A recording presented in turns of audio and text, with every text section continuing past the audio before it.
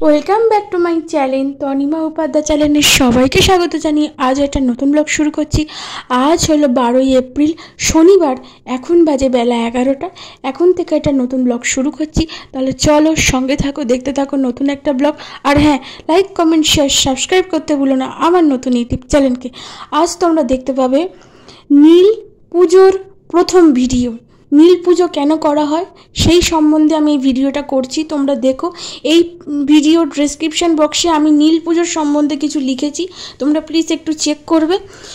আর বলে রাখি, এর পরের ভিডিওটা পাবে নীল ষষ্ঠীর ভিডিও 13ই এপ্রিল। নীল পুজো আর নীল ষষ্ঠীর দুটো কিন্তু আলাদা, নীল পুজো আলাদা, নীল ষষ্ঠী আলাদা। নীল পুজোটা অন্য কারণে, মানে নীল পুজোর একটা অন্য কারণ আছে, নীল ষষ্ঠীর একটা অন্য কারণ আছে।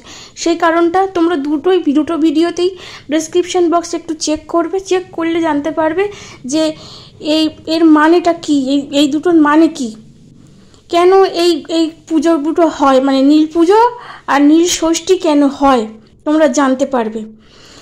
এরপরে তোমরা ভিডিও পাবে ঝাড়া পুজোর ভিডিও, আর যদি পারি চড়কের ভিডিওটা চেষ্টা করব, কারণ আমাদের বাড়িপুরে চড়ক হয়, রাসমাটের দিকে হয়, তবে আমি কোনোদিনও চড়ক সামনাসামনি দেখিনি, তাই জানি না। তাহলে চলো সঙ্গে থাকো, দেখতে থাকো, পরে আসছি, পরে কথা হবে।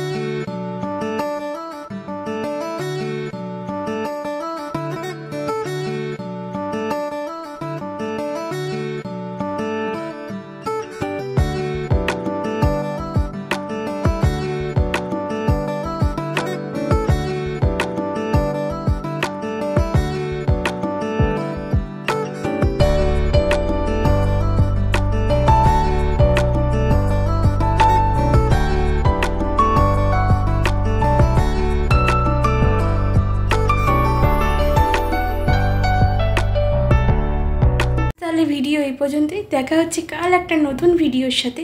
আজকের মতো টাটা।